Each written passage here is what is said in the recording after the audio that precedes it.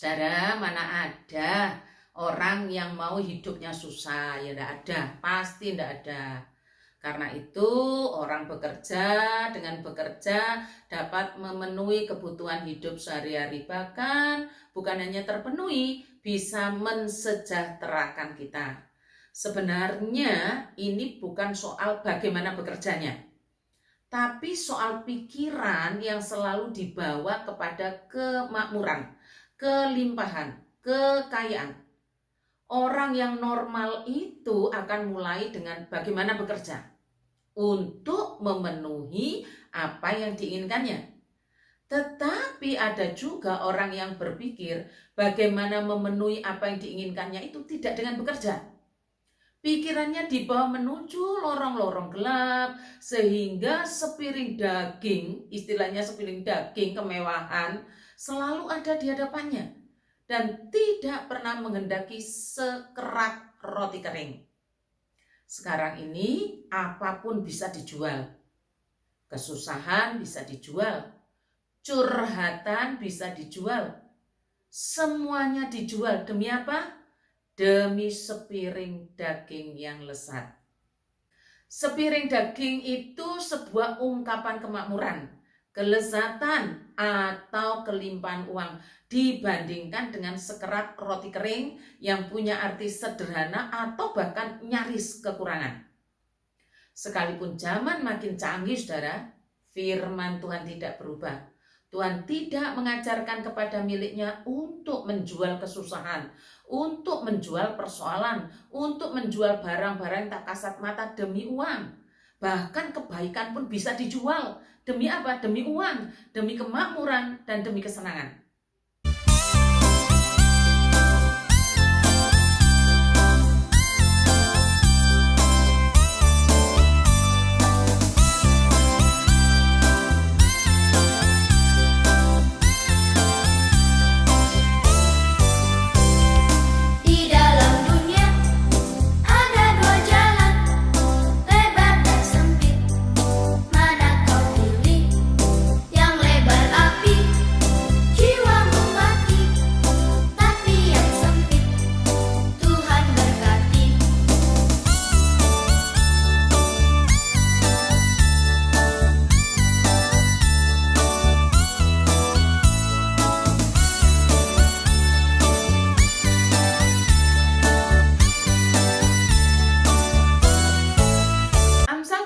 Ini sebenarnya terdiri dari 28 ayat. Tapi konsentrasi kita pada saat teduh ini hanya 2 ayat, yaitu ayat yang pertama dan ayat 22. Sekalipun demikian, saudara, tidak boleh kita main comot. Akhirnya nanti bisa lepas dari konteksnya, dan bukan firman Tuhan lagi kalau lepas, tapi kemauan kita. Saya akan membawa kita pada perenungan 2 ayat ini tanpa meninggalkan konteks dan teksnya, supaya apa yang Tuhan mau ajarkan kepada kita sampai kepada saudara, sampai kepada saya, sebagaimana yang Tuhan kehendaki. Ayat yang pertama, Amsal 17 ayat yang pertama. Lebih baik sekerat roti yang kering disertai dengan ketentraman daripada makan daging serumah disertai dengan perbantahan. Terjemahan lainnya, bahwa sesuap nasi yang kering asal disertai kesenangan hati itu lebih baik daripada rumah penuh dengan binatang sembelihan yang bertambun-tambun tetapi disertai perbantahan.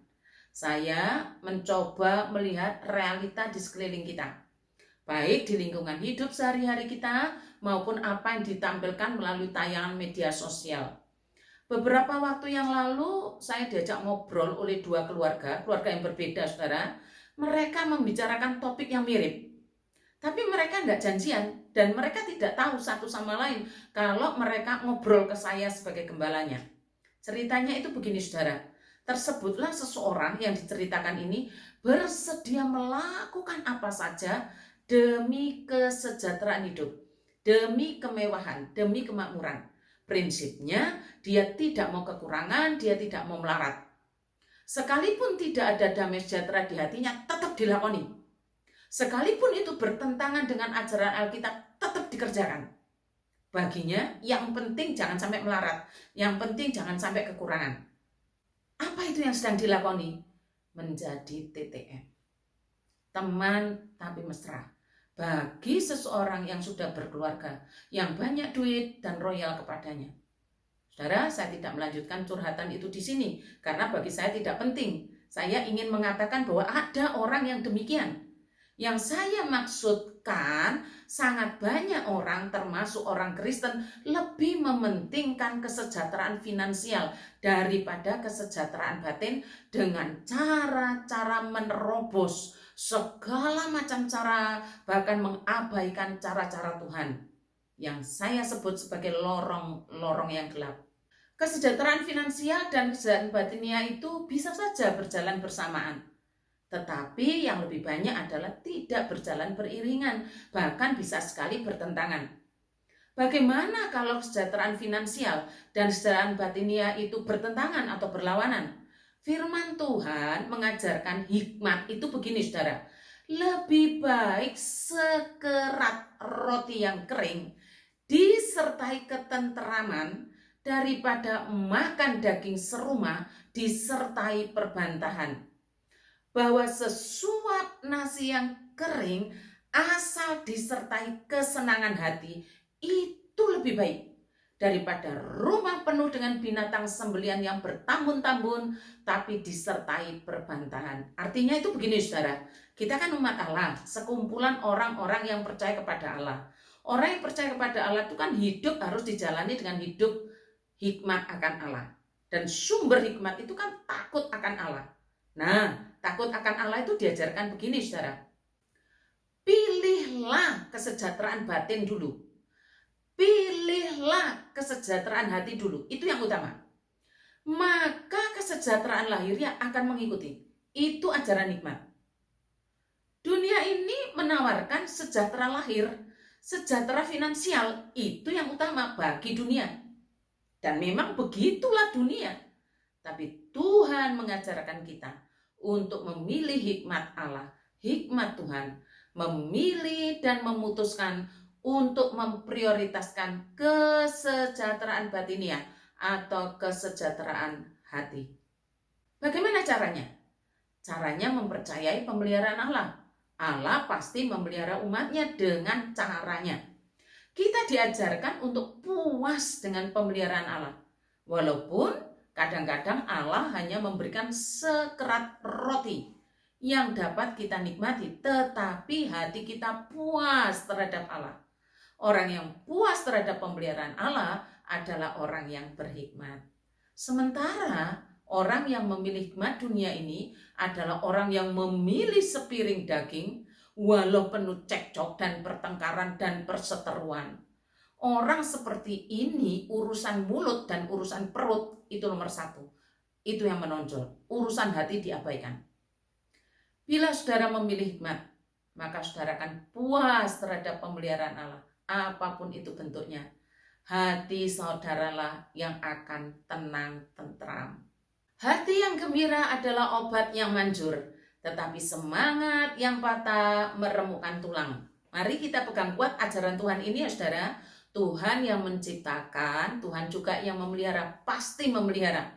Termasuk ketika Tuhan menciptakan kita, Tuhan juga sudah sediakan obatnya untuk memelihara kita. Obat itu adalah hati yang gembira. Tapi tunggu dulu, ada orang yang hatinya gembira karena nonton yang lucu-lucu, karena nonton komedi. Ada orang yang hatinya gembira setelah minum obat tertentu. Ada juga orang yang hatinya gembira karena hal-hal yang sifatnya lahir, kedagingan, atau berasal dari dunia ini. Ada, bisa tertawa terbahak-bahak, bisa ya membuat dirinya senang. Bisa saja itu dilakukan. Dilakukan oleh semua orang di dunia ini untuk menggembirakan hatinya. Tapi yang dimaksud dengan hati yang gembira adalah obat, bukanlah kegembiraan yang berasal dari diri sendiri atau dunia ini. Sebab apa yang berasal dari dunia ini atau dari diri sendiri bukan obat, tapi racun.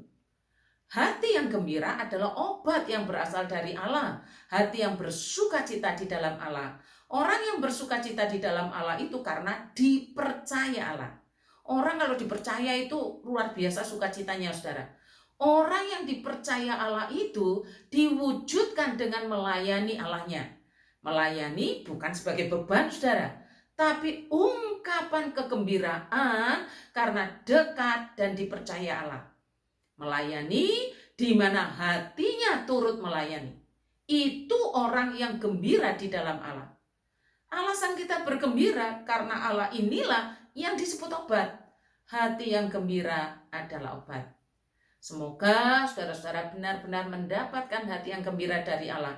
Hati yang gembira itu karena pola pikir yang diarahkan kepada Allah, Sang Pemelihara kita. Karena itu, jangan gembira kalau kita cepat-cepat, kapan selesai pelayanan? Kapan selesai pelayanan? Cukup sudah segini aja pelayanan. Ingat, orang yang gembira hatinya karena dipercaya Allah. Tuhan Yesus memberkati kita sekalian. Ya Tuhan Allah kami, betapa rindunya kami terhadap firman-Mu yang menguduskan kami, yang memperbarui kami dalam memandang segala sesuatu yang berkaitan dengan hidup di dunia ini, termasuk bagaimana hidup bijaksana dan puas akan pemeliharaan-Mu, serta menghargai kepercayaan Tuhan dalam melayani-Mu dengan tubuh dan jiwa kami, dengan persembahan dan dengan puji-pujian. Berkatilah gereja-Mu dengan firman-Mu, agar kami dengan rela menerima dan mengerjakan otoritas firman-Mu. Di dalam nama Tuhan Yesus kami berdoa. Amin.